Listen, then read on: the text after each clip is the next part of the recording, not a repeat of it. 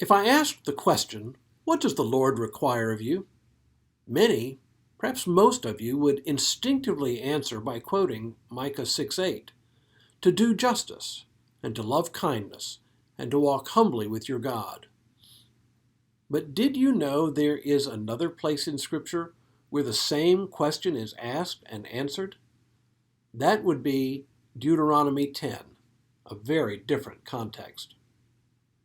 Hello, I'm Stuart Baskin, pastor of First Presbyterian Church of Tyler, Texas, and this is your daily devotional for Friday, February 26th, 2021. Here's what Moses says to the children of Israel as part of the sermon we've been following most of this week. He says, "So now, O Israel, what does the Lord your God require of you? Only to fear the Lord your God, to walk in all his ways, to love him, to serve the Lord your God with all your heart and with all your soul, and to keep the commandments of the Lord your God and his decrees that I'm commanding you today for your own well-being. Although heaven and the heaven of heavens belong to the Lord your God, the earth with all that is in it, yet the Lord set his heart in love on your ancestors alone, and chose you, their descendants after them, out of all the peoples as it is today. Circumcise, then, the foreskin of your hearts, and do not be stubborn any longer. For the Lord your God is God of God and Lord of lords, the great God, mighty and awesome, who is not partial and takes no bribe, who executes justice for the orphan and the widow, and who loves the strangers, providing them food and clothing." Well, the first thing to note about this passage is that it doesn't roll off the tongue the same way Micah 6:8 does. It's a little chewy, dense. But for all that, it's really not much different from Micah 6:8. Let's begin with the question itself. Moses' question to the children of Israel is almost identical to the question Micah asks. Almost. Here's the difference, and it is a notable difference. Moses adds the words, "your God," to the question. What does the Lord your God require of you?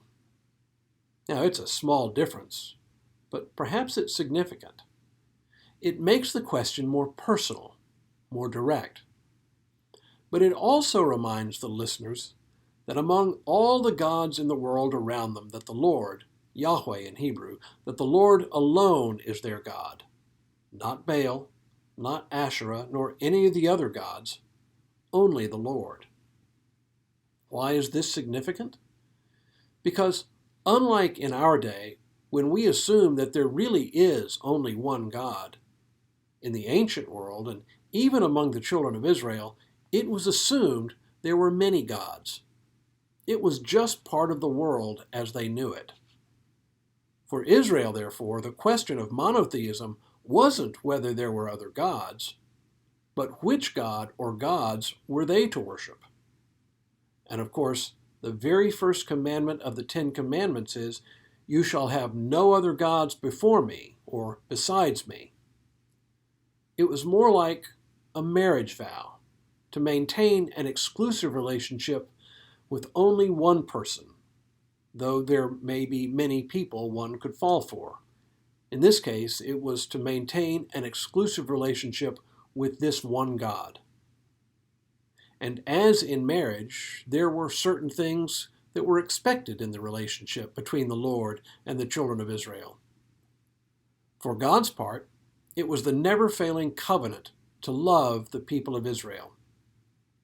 For Israel's part, it was to honor that exclusive relationship. Now, Moses uses a number of terms here to describe this duty: to love God, to fear the Lord, to walk in the ways of God, to serve God, to keep God's commandments. All of these are just ways of putting meat on the bones of honoring God. Moses ends this little section by describing the character of the Lord. This is the God above all other gods. This God, unlike the other gods, is a God who, quote, is not partial and takes no bribe, who executes justice for the orphan and the widow, and who loves the strangers, providing them food and clothing. In other words, the character of this God is one who cares for the weak, the outcast, and the marginalized, and who expects us to do the very same. No, this passage doesn't have the same ring as Micah 6:8, but the sentiment is the same.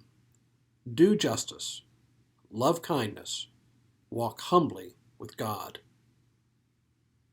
And now may God continue to bless you and keep you in all that you do this day and in all the days ahead.